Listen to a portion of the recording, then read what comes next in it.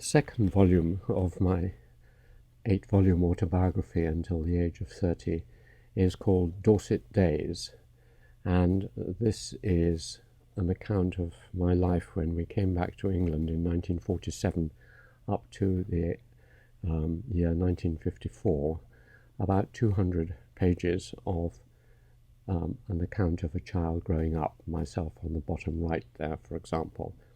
We came back first to Oxford, and the family assembled in North Oxford for a few months. My uncle Robert on the top left, and people we've seen already in India, so the reconstituted family from the first volume of India Beginnings and Endings are now in a North Oxford house, and we spent a happy summer, as I recall, learning. I had to relearn to swim, and we went to the Charwell near the school I would go to, the Dragon School later, and here my father on the bottom left and me in the rubber boat are having a relaxed and happy summer, 1947, before my father has to leave and we move from Oxford to our home for the next 5 or 6 years in Dorset, at a place called Broadstone. And here we lived in this rather nice house with a large garden, and my room was towards the back on the top floor, and I begin to remember in this volume of my autobiography some of the details in life in this house called By the Way near Broadstone, where we lived winter and summer through these years. And I turned from a baby or a very small baby child of 6 to a 12-year-old in this house with my family. Some years later, when I was 17, I wrote a little piece about my memories, early memories, and I drew a memory map of this house which had meant so much to me, and the garden. And here is part of it, with the house in the bottom left and the lawn and the chickens and the fruit nets and particularly the woods through which I used to roam and play all my games and adventures. It seemed a very vast area to me then, though not so much when I went back some 60 years later. And here assembled, and here I was surrounded by this very intelligent and energetic family. My grandfather on the bottom left, my uncle Robert on the top left, Richard, my uncle, my father, my oldest uncle Billy in the middle, my grandmother Fiona, my sister 2 years younger than me, and Anne, my sister 4 years younger than me, and my mother. And these were the primary actors in my home life over these years, 47 to 54. The central figure, of course, emotionally, was my mother here, and this was so even though she was away for much more than half of the time I was there, in Assam, India, where my father was a tea planter. But through her letters, and then when she visited us, she was the one who formed my character along with my grandmother, and I gradually grew up in this rather delightful surroundings on the edge of Hardy's Egdon Heath.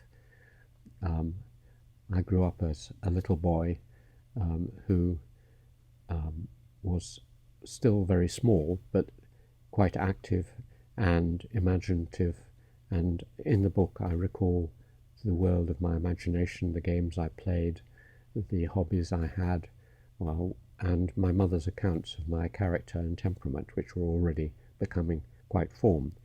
The central game, which I learnt from my young uncle, was football, and here he is teaching myself and my sister how to keep goal.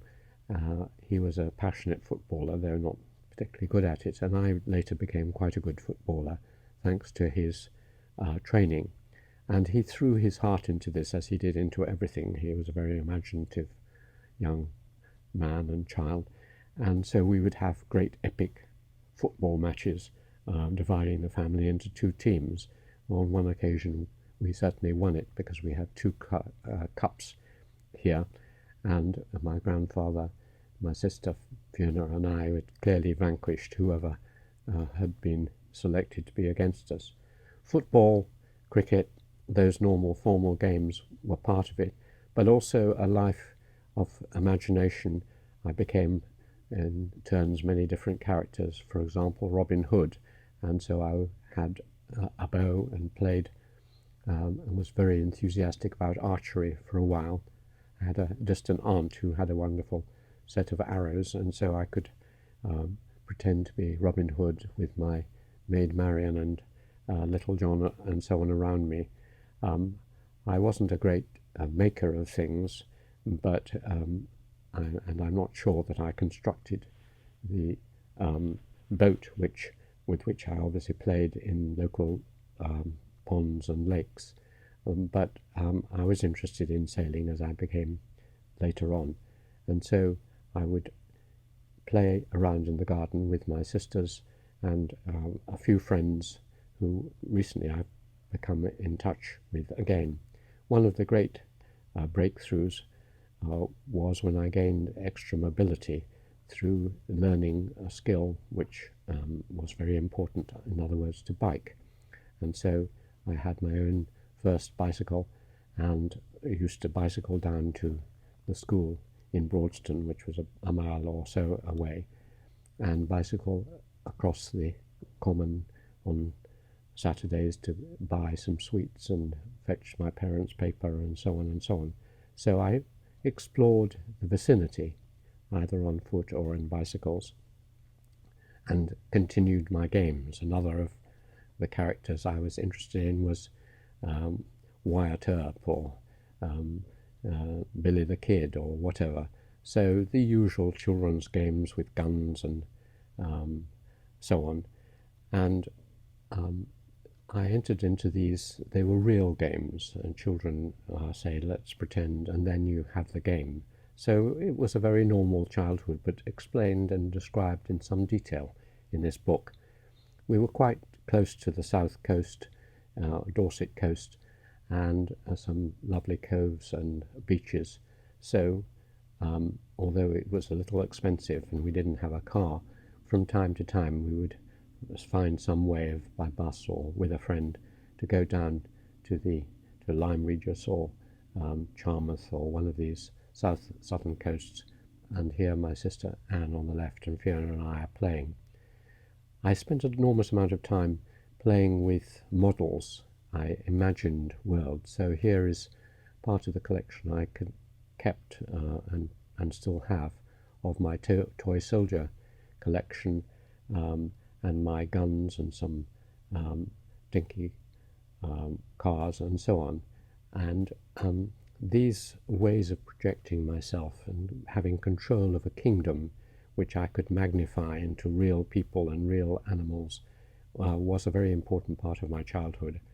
I had another collection of animals, and these perhaps reminded me, some of them, of my own childhood in India, where some of these animals like elephants, rhinoceros and so on were the sort of things I would have seen, leopards, and I play with my sisters and friends with those. I was also into collecting various things, as children are, and so one of my collections was of chocolate.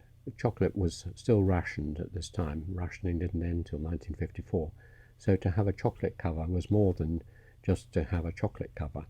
I also collected coins, as you can see below, and we used to play a game called Subutio, which was a mock football game, which is on the left there.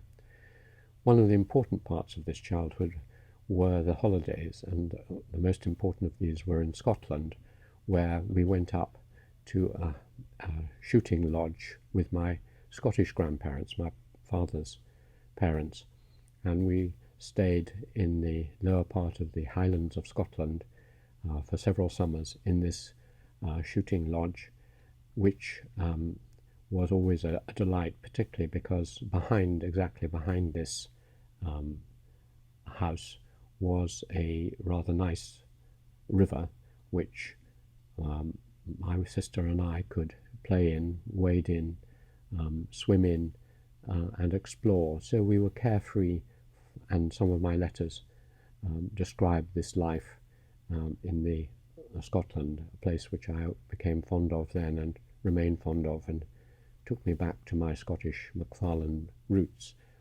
And in particular, there I learnt the pleasures of one of my great passions through life, which was in these days, which was fishing. And there I caught my first trout. Here I am with my first trout. I remember the spate, the brown water coming down, and putting in a worm, and the wonderful moment when there's a tug and you know you have something on the end of your line. And as I recall, I caught 3 trout on this occasion. Now these events are all recorded in the papers, which are the central part of the book. Above all, my mother's letters, both to me, to my grandmother, and when she was at home for periods when my father was still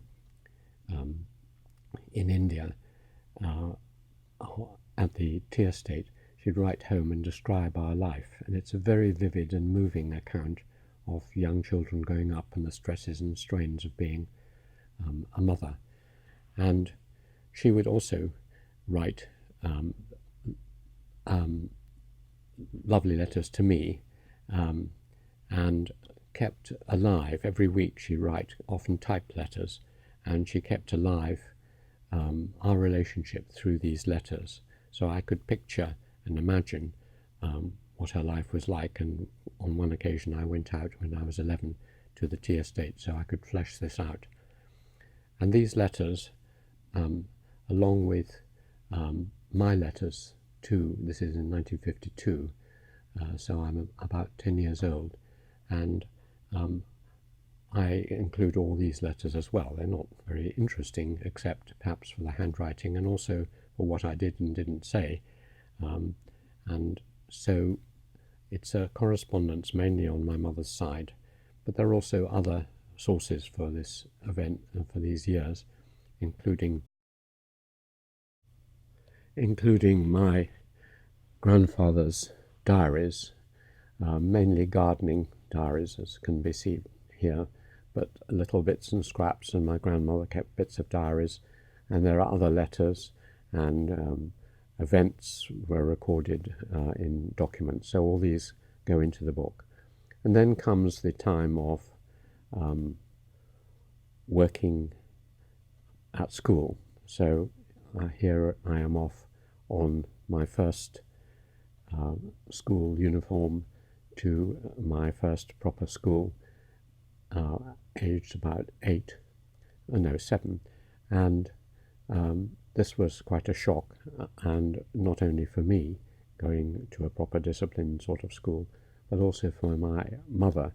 And she was a poet, and one of her moving poems is about what happens, what the feeling of a mother when her son, who she's just regarded as part of herself, suddenly goes off into the alien world of school life, and the home to which she returns is desolate and empty, and no sound and playing, etc., etc. It's a very nice poem, and it's in the book. The schools are recorded through various reports. Here is one of my early reports. I wasn't particularly good, as can be seen, fairly good at reading, fairly good at writing, and I was clearly dyslexic. The difficulty in forming the letter A, which is an interesting record. I don't remember that, and later I don't seem to have been very much, but I do notice it in early letters. And while my academic work was mediocre, my conduct was excellent, and I was a favourite with the other children. So my social skills were reasonable, thanks to being brought up with a close family with whom I interacted, and they were very sorry that I was leaving this school and going elsewhere. And the elsewhere I went to had reports which suggest I was improving. The mediocre mathematics improved, and I was now first in a class of 20. And in writing I was second, and so on. So I was okay in the top third throughout my schooling, but no more than in the top third, never a high flyer. The great shift was when I went off to my first boarding school at 8 3/4, and my grandmother is here taking me off to the Dragon School, which was in Oxford, and therefore quite a long train journey away in those days from Dorset. And so I have my suitcase with me and dressed up in Dragon School uniform and ready for a very dramatic but interesting adventure, which is described in another volume called Becoming a Dragon, about my Dragon School days. Gradually, through these years, I've turned from 6-year-old to an 8 or 9-year-old, and the account describes my enthusiasms, interests, passions, what I remember, but particularly my mother's account of a childhood in Dorset. And by the end of the period, I was just on the edge of teenagerhood. We went when I was 12, just coming to my 13th birthday, and here I am at that cusp with my sister, who is slightly taller than me, Fiona, though she was 2 years younger than me.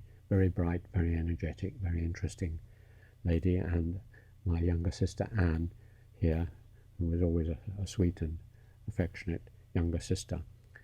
And all this is through letters and diaries and other materials, but fleshed out a little bit when I went back to some of these places, including the first house we'd lived in when we came to England in North Oxford, 25 St Margaret's Road. And this is where I spent the first few months of my time becoming an Englishman, with my family around me and savouring a North Oxford atmosphere, which would later become very important in my boarding school. So that's the end of the first 250 pages.